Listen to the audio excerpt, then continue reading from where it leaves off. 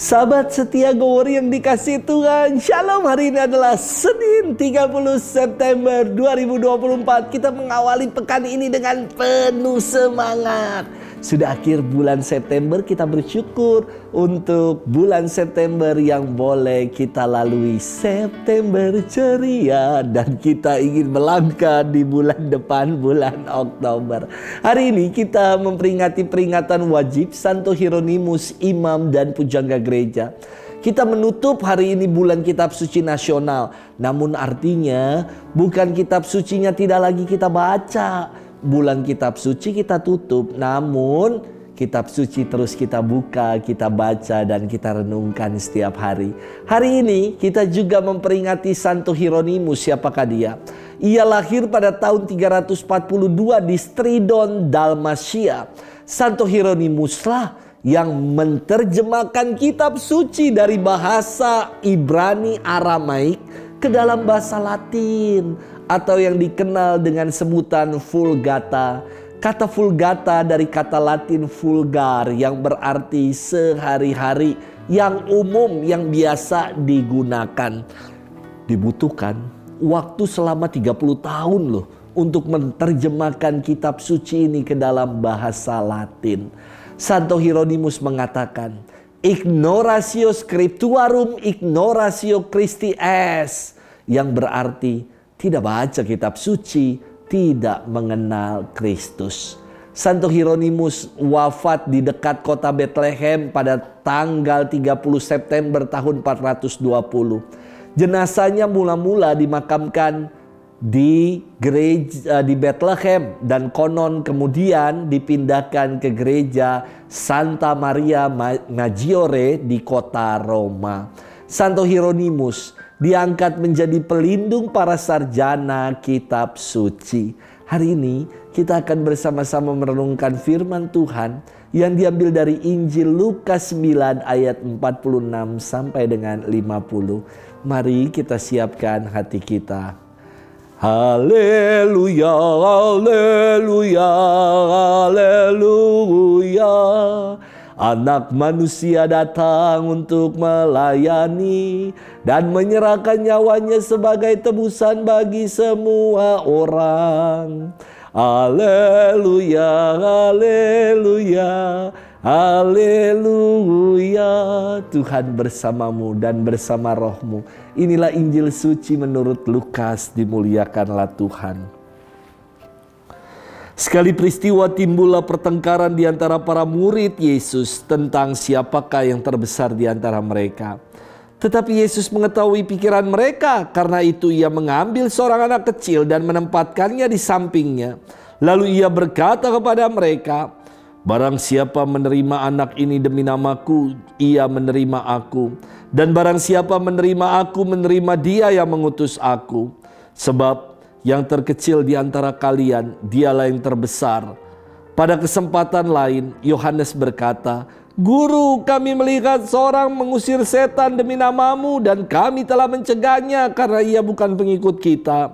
Tetapi Yesus menjawab, jangan kalian cegah, sebab barang siapa tidak melawan kalian, dia memihak kalian. Demikianlah sabda Tuhan. Terpujilah Kristus. Sahabat setia Go Warrior yang dikasih Tuhan, Shalom. Ketika di seminari menengah, dulu ini saya masuk tim inti bola basket di seminari. Dulu postur saya masih kurus, tidak terurus. Kalau sekarang kan semakin berisi karena kaya nutrisi. Di dalam tim inti, nomor punggung saya dulu adalah 23. Terinspirasi dari sang bintang bola basket bernama Michael Jordan. Tiap kali saya main basket, saya cenderung tuh serakah main sendiri karena merasa jago. Jarang oper bola ke orang lain. Saya ingin menjadi bintang lapangan sendiri. Maka pernah suatu kali dalam pertandingan, tim di seminari kalah gara-gara saya yang serakah. Maka saya dikeluarkan dari tim inti dan harus mengikuti seleksi ulang lagi. Sedih sekali rasanya ketika dikeluarkan dan harus ikut seleksi ulang lagi. Namun inilah yang akhirnya membuat saya bertobat. Setelah saya masuk tim inti lagi, saya tidak mengenakan nomor 23 di punggung saya, tetapi saya menggunakan nomor 91. Nomor 91 itu kerap digunakan oleh Dennis Rodman, seorang pemain belakang yang terkadang dalam satu permainan dia tidak mencetak angka apapun, namun ia selalu dimainkan. Karena apa? Karena banyak melakukan aksi-aksi penyelamatan dan asis oper bola kepada teman-teman yang lain. Sahabat setia Gower yang dikasihi Tuhan, firman Tuhan hari ini mengajak kita bermenung ketika para murid bertengkar untuk memperebutkan yang terbesar di antara mereka. Yesus menempatkan seorang anak kecil di sampingnya. Ia berfirman, "Barang siapa menerima anak ini demi namaku, dia menerima aku. Dan barang siapa menerima aku, ia menerima dia yang mengutus aku. Sebab yang terkecil di antara kalian, dialah yang terbesar." Bagaimana mungkin yang kecil menjadi yang terbesar? Inilah logika kita. Namun tidaklah demikian dengan kehendak Allah. Biji sesawi adalah benih yang paling kecil di antara segala jenis benih. Namun ketika bertumbuh, ia menjadi pohon yang besar. Saya teringat sekali, belum lama ini ada video bahwa ada seorang anak kecil yang menangis karena setelah diberkati dan diberi rosario oleh Bapak Suci Paus Fransiskus, akibat desak-desakan orang banyak, rosarionya hilang. Saya juga pasti nangis kalau dapat rosario dari Paus terus hilang. Nah, tapi yang menarik, yang kecil dia malah mendapat sesuatu yang berharga, rosario dari Paus. Walaupun ia kehilangan akhirnya rosario itu, dan akhirnya berita tentang anak yang kehilangan rosario yang menangis di depan gereja katedral itu viral dan didengar oleh deklarasi dari kepausan, maka Bapak Kardinal mewakili Bapak Paus menggantikan rosario yang sama, rosario dari Paus Fransiskus kepada anak itu, bahkan disertai dengan hadiah-hadiah yang lainnya.